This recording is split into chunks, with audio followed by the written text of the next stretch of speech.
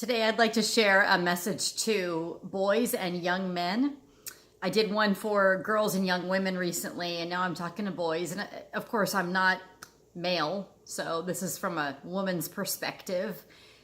But I have a couple of things to say. When I was a kid, I was probably 6 years old. I was in the first grade, and there was a little boy who used to chase me around the playground, and sometimes he would push me, and sometimes he would hit me, and I felt like I was being terrorized by this little boy. And a teacher said to me, "He just likes you. That's why he's doing that."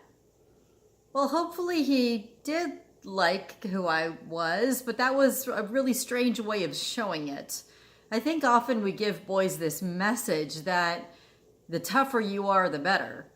And we give girls a message that if we see toughness, it actually hurts, but it supposedly is a boy's way of showing affection. That's kind of a messed up signal to both boys and girls. Messed up message. Let me tell you about my granddad. My granddad was a wonderful person. He was gentle, he was kind, he served my grandmother. He would always jump up and refill her drink and get her more food, and he was just the kindest, nicest person.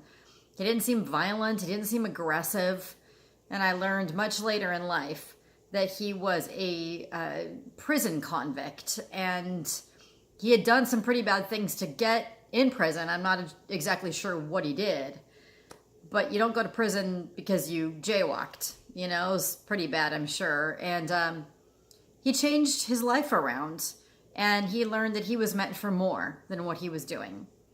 So that's the kind of guy I grew up thinking, I want to marry that guy someday.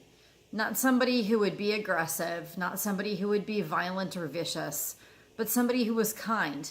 He didn't seem weak to me. He seemed strong enough to be the kind of person that God made him to be.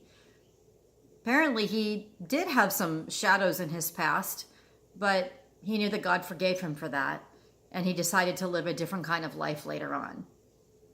I have a son now. He's 19 years old, and I've raised him to not be violent, to not hurt people, but to be strong in that he knows who he is. I've raised him to understand himself, his own talents and abilities, and to follow them wholeheartedly, passionately, unapologetically, being the young man that God created him to be. I've advised him to never hurt young women, to not give mixed messages, to try to be sensitive to people's needs. Of course, not everybody's going to like him, like not everybody likes everybody, but he can know who he is, and to be centered in that is a really good thing. So, boys, I think sometimes people give you the message that to really be a strong boy and to really be a strong young man, you have to put on some kind of show. You have to embellish who you are to make yourself seem stronger or braver or tougher, or, you know, that you don't care about people and that you're the top of the heap. That's all just make believe. It's not real. You are worthy just as you are, the way you are. You don't need to show off to anybody. You just need to have the particular strengths that God has given you. You are good. You are lovable. You can express emotion. You can cry if you want to. You can be afraid if you want to. You can find friends and really lean on them and say that you need some help if you want to. You're allowed to be whoever you are.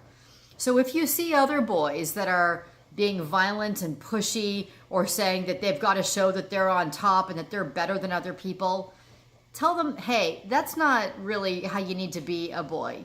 That's not really how you need to be a young man. How about instead be a person of integrity, a person that knows that it's okay to follow God, it's okay to have friends, it's okay to need each other, it's okay to express emotion, and you're good, you're worthy, just the way you are. Be sure to reach out. If you need help, if you want to talk about anything, reach out to a trusted person, a parent, a teacher, a pastor, a therapist, a coach. We all need the help of lots of people in our lives. You don't ever have to suffer anything alone.